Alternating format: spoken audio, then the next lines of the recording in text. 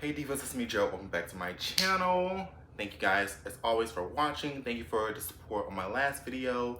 More to come. Don't forget to like, comment, and subscribe. And if you are already subscribed, don't forget to click that little notification bell so you will never miss a post. Alright, so let's just hop on into the topic. As you can tell from the title, it's going to be juicy. So there's a clip of Megan Thee Stallion, who I love so very much. We love you, Meg. It's going around and she's on Instagram Live. And she gets like emotional because her latest single isn't performing or didn't perform the way that she thought it would or the way that she was hoping that it would. And as much as you guys want to like clown her for that, that was a very vulnerable moment that I think speaks volumes to what a lot of artists are feeling, you know, their frustration with the not only the art that they're putting out, but the people who are behind them, who are supposed to be helping them create and make the most out of said art. So I developed some key pointers that I want to come in here and talk about, and I would love if you guys, you know, left your thoughts down below in the comments, and we can have a little chit chat, you know, maybe touch on some things that I didn't, or just give me your commentary and your feelings on the points that I make. So number one, like the number one reason that I think music isn't performing the way that it should or the way that it used to is because a lot of artists today, a lot of current artists, a lot of new artists, they don't have any distinctive eras. Okay, so what I mean by that is it's no visual component and the music itself is not evolving. And I feel like even if the music is evolving, like it's no confidence. They're not really like, oh, you know, like how someone from the past, like an icon from the past would be like, this is the new sound, this is what we're doing, you're gonna like it. I feel like today's artists, they are kind of like, you know, guys, I'm trying something new. Like, let me know what you think. You can't be timid if you are going for a new era. But it's no new era at all. You know, back in the day, it was, think of someone like Madonna. Madonna, you can look at a picture and be able to tell which specific era Madonna was in at that time. Like, I could show you a picture from True Blue, Confessions on a Dance Floor, Music, American Life, you know, Erotica, and you will be able to say, oh yeah, this was during this time period. Oh yeah, she released this during this time period. It's not like that today. Even someone like Rihanna, you know, oh, loud, rated R, anti, unapologetic. Those are all very distinctive eras, down to the sound, to the fashion, to the photo shoots, just to the music, like everything. It didn't just all blend together. It was distinctive. It was strong enough to stand on its own. It had a strong visual concept and a strong sound as well. A new and improved and fresh sound musically. Today we just don't have that. A lot of the music sounds the same. A lot of the, you know, people, they will get successful from this one thing and they're like, okay, let me beat this, you know, until I can't beat it anymore. No, as an artist, you have to continuously be progressing, continuously be growing, not only professionally, but personally as well. Because when an artist grows personally, that is going to reflect in the music and in the art that they're putting out. You know, you can't just put out the same thing over and over, you know, stuff that sounds the same and just hope for the best. No, we need more. And that's not to say that if you're putting out something that quote unquote sounds the same, you aren't trying. No, maybe that's just, you know, in your subconscious, like you're really like, okay, yeah, this is good. It might be good, but it's nothing new. So people are getting bored and they're not really paying attention to it anymore. You know? Number two, bad promo. Okay, because this is deep. What I mean by bad promo is when artists drop something, we don't know about it. It's like, okay, a social media post like the week before leading up to it. So they'll do like one post, 1 or 2 posts, you know, then the Thursday night, because we know music comes out on Friday. So like, okay guys, it's out, like let me know. And that's just it. It's no TV shows, no late night interviews, you know, no performances, no, you know, what happened. Like people used to fly to different continents just for a 20-minute interview, just to reach a broader audience. And now it's not that. It's just a social media post You're lucky if you can, you know, get a little TikTok dance going.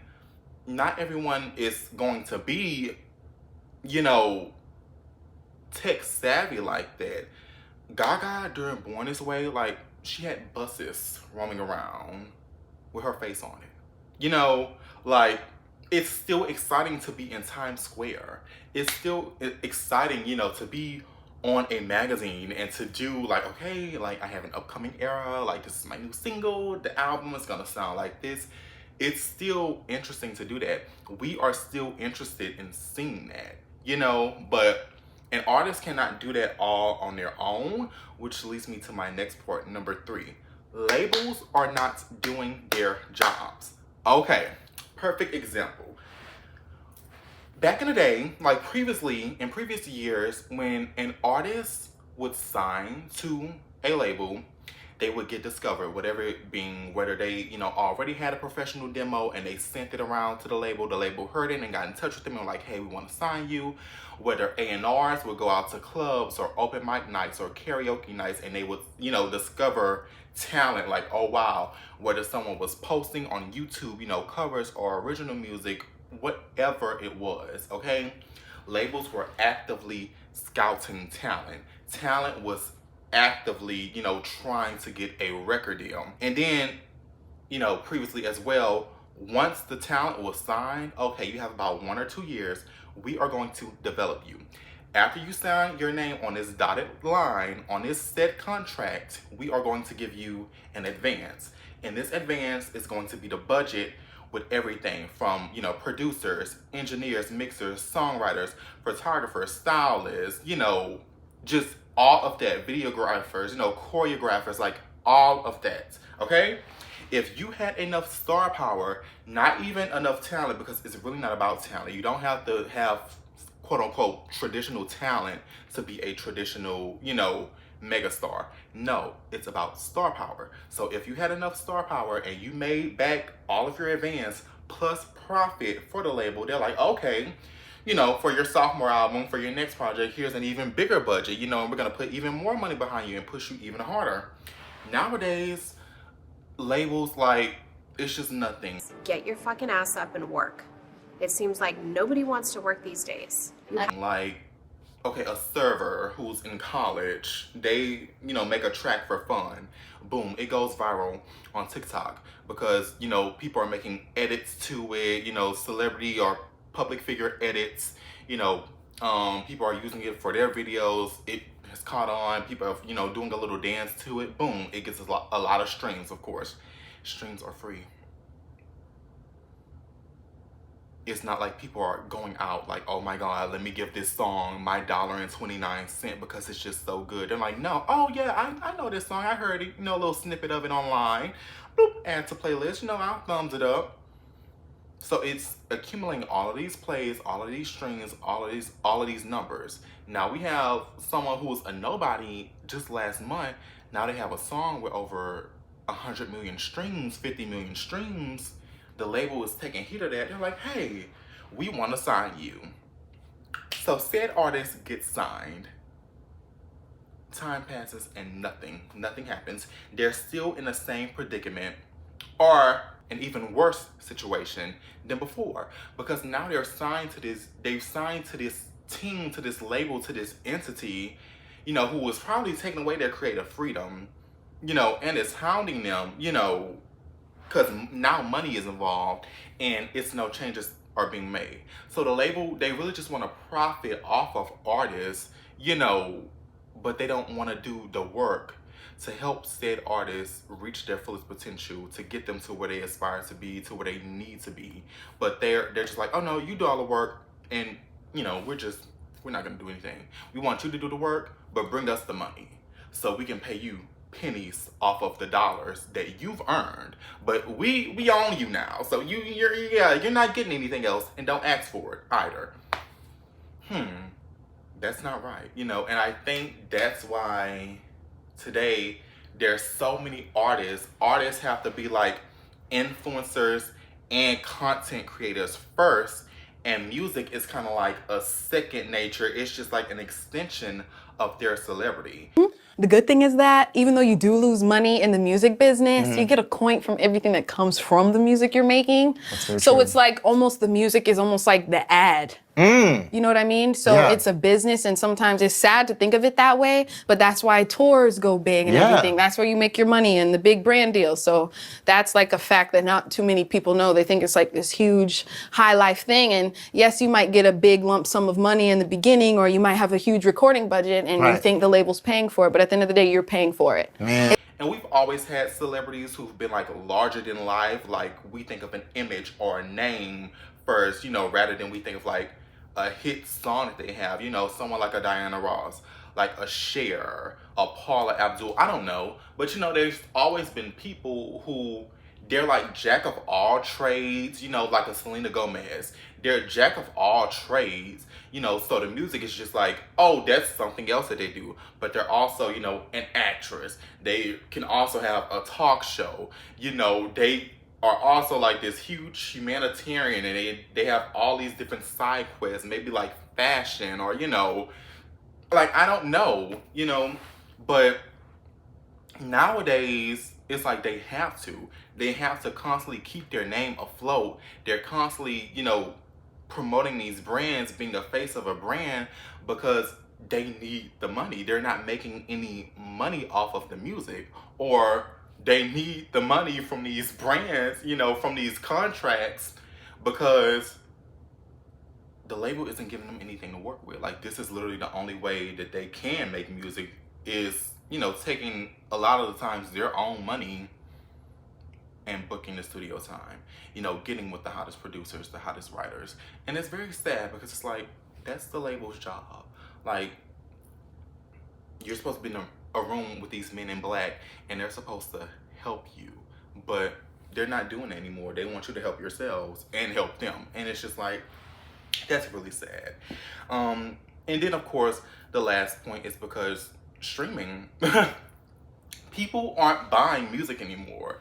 Unless you're like me and you just love physical media and you have an artist who you like and who you support, so you actually spend money on said art. I always think of it like this.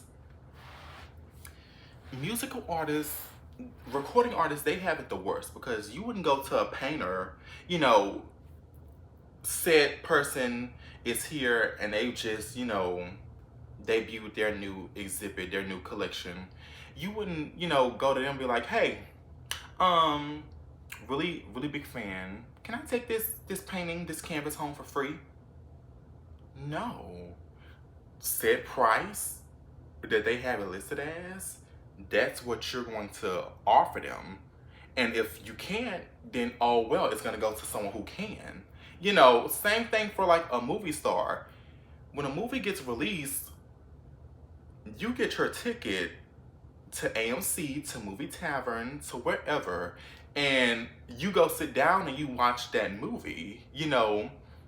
Then if it gets released, you know, on a streaming service, you probably most likely have to pay like an extra, you know, amount to buy the movie to own it. You know, what is the difference with pop stars, with R&B stars, with rappers, with rock stars, whoever, with recording artists, with musicians, period? People feel so entitled, yet you are not really supporting them, you know, and that's something that really upsets me on behalf of them, because the first thing that y'all do when a public figure, someone who makes music, makes you upset is, oh, well, we support your life, we made you rich. Actually, you didn't. When was the last time you bought an album? When was the last time you bought a vinyl? When was the last time you bought a single off of iTunes or Google Play?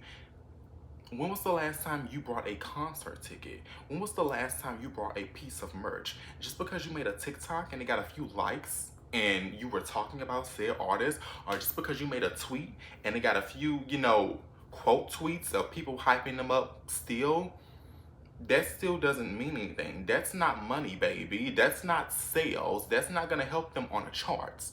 Now check that. So I truly think that streaming has it has ruined the industry. People are still buying albums. Of course, we have people like Taylor Swift who can do 1 million, you know, in the first week. And Adele and Beyonce is still selling amazingly. You know, Ariana is still selling good, you know.